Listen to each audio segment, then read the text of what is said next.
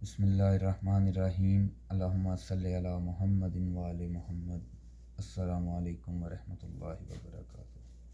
उम्मीद करना वेखन वाले सुनन वाले सारे दोस्त साथी संगी ठीक होवोगे। अल्लाह पाक तुहानू अपने हिफ्ज़ो ईमान च रखे।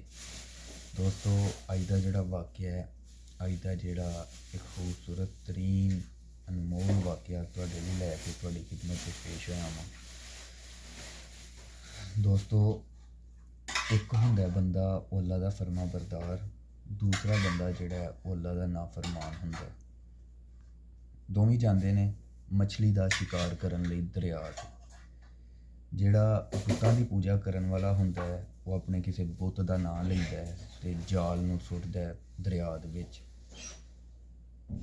दूसरा जेहड़ा हुंदा है ओह अपने पाक परवरदिगार दी हम्दो सना करदा है, अल्लाह दा नां लैंदा है ते जाल सुੱਟਦਾ है दरिया दे विच। जिन्हें बुतां दा नां लिया हुंदा है दोस्तों ओह अपना जाल दोबारा वापस खिच्चदा है ना जदों, ते ओहदा जाल जेहड़ा है भरिया हुंदा है मछलियां दे नाल।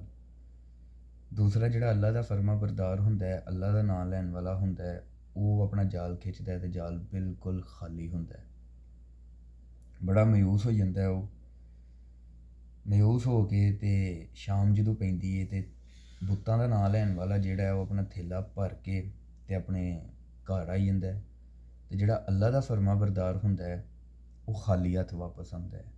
एह सारा वाक़या जेहड़ा है साडे फरिश्ते जेहड़े ने दो अल्लाह पाक ने मुकर्रर कीते किरामन कातिबीन, एह अल्लाह पाक दी बारगाह दे विच अर्ज़ करदे ने, आंदे ने या अल्लाह पाक ओह तेरे मनन वाला, तेरी हम्दो सना करन वाला वे खाली हत्थ अपने घर आ गया। दूसरा जिन्हें बुतां दा नां लिया सी ओह अपना थैला मछलियां दे नाल भर के ते वापस आंदे है, जिहदे ते अल्लाह पाक दी ज़ात ने अग्गों इरशाद फरमाया, अरशाद बारी तला होया किरामन कातिबीन ना अल्लाह पाक दी ज़ात ने ना फरमा बरदार जेहड़ा सी अल्लाह दा नां लैन वाला ते नाफरमान जेहड़ा बुतां दा नां लैन वाला सी, दोवां दा मकाम वहाया आखरत दे विच।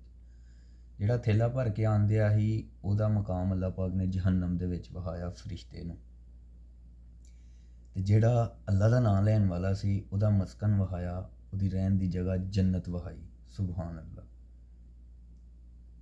दोस्तों जिंदगी दे विच बहुत सारे साडे सामने वेखन वाले जिन्हां नूं असीं डेली बेस ते वेखने, असीं ये वेख के उन्हां नूं कहने आ कि यार एड्डा नाफरमान है फिर भी मज़े करन दे है। पैसा एहदे कोल, शोहरत है, गड्डी कार कोठी बंगला सब कुछ एहदे कोल है, ते ए दूसरे पासे जेहड़ा फरमा बरदार है सारे इम्तिहान ही एहदे ते ने, सारियां आजमाइशां ही एहदे ते ने। दोस्तों ए सिर्फ एक दुनिया चलदी मिल है, इत्थे इक आ रहा है 10 जा रहे ने, 10 आ रहे हैं 20 जा रहे ने, ਇਹ सारा एक आई चलाई दा मिल है।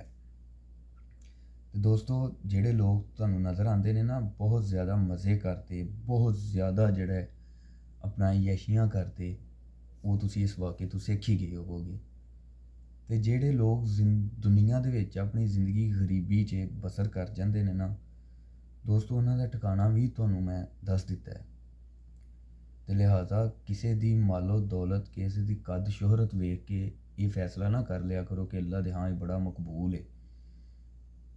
दौलत ते एक अजमाइश है, औलाद जिंज अजमाइश है, दौलत भी इंज अजमाइश है। अल्लाह पाक कुछ लोगों को बहुत ज़्यादा दौलत दे के तो उन्होंने ज़र्फ अजमाते हैं, ज़र्फ वेंदे ने कि की करते हैं, तो कुछ लोगों को गरीबी दे के ते अल्लाह पाक उन्होंने ज़र्फ वेंदे ने कि हुण मेरा शुक्र अदा करते हैं कि नहीं।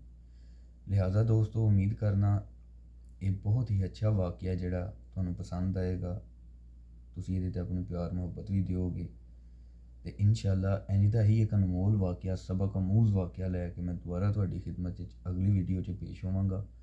अज दी इस वीडियो के नाल अपने वीर नूं इजाज़त दिओ। अस्सलामु अलैकुम व रहमतुल्लाहि व बरकातुहू। अस्सलातु वस्सलामु अलैका या रसूलल्लाह व अला आलिका व सहाबिका या हबीबल्लाह।